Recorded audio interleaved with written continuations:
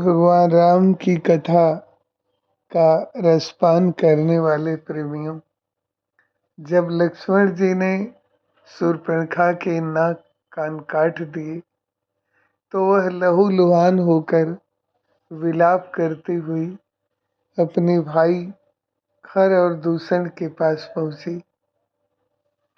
शूर्पणखा ने खर दूषण के सामने गिरकर चीखते हुए कहा कि दंडकारण्य में दो अत्यंत सुंदर और पराक्रमी राजकुमार राम और लक्ष्मण आए हैं, जिन्होंने एक स्त्री सीता के कहने पर उसकी यह दुर्दशा की है। उसने खर और दूषण को ललकारते हुए कहा कि क्या तुम देखते नहीं कि तुम्हारी बहन का यह हाल कर दिया गया है। तुम इस वन के स्वामी कहलाते हो, फिर भी तुम्हारे रहते हुए वन में किसी ने मुझ पर प्रहार करने का साहस किया।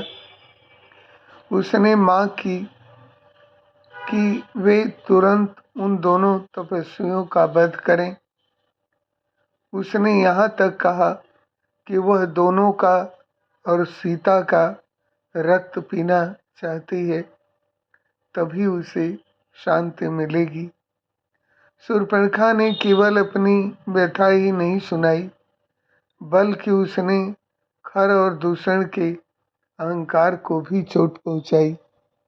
उसने कहा कि यदि वे उन दोनों राजकुमारों को दंड नहीं दे सकते तो उनका पराक्रम और बल व्यर्थ है। शूर्पणखा की बातें सुनकर खर और दूषण अत्यंत क्रोधित हो गए।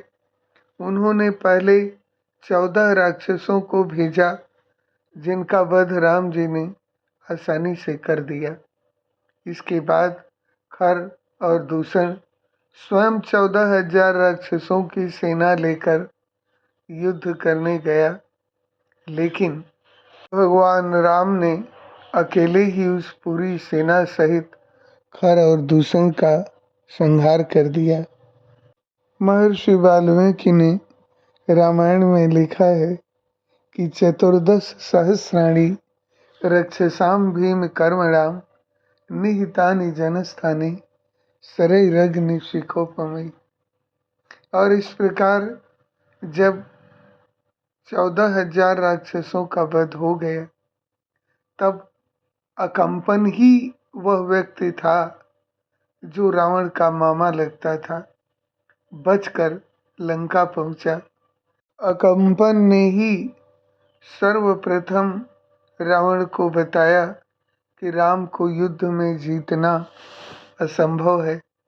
उसने रावण को सलाह दी कि राम को कमजोर करने का एकमात्र तरीका उनकी पत्नी सीता का अपहरण करना है, क्योंकि राम सीता के वियोग को सहन नहीं कर पाएंगे।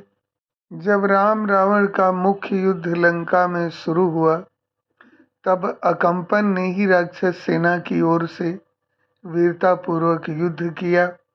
उसने अपने भयंकर बाणों से वानर सेना को काफी क्षति पहुंचाई। अंत में उसका सामना हनुमान जी से हुआ।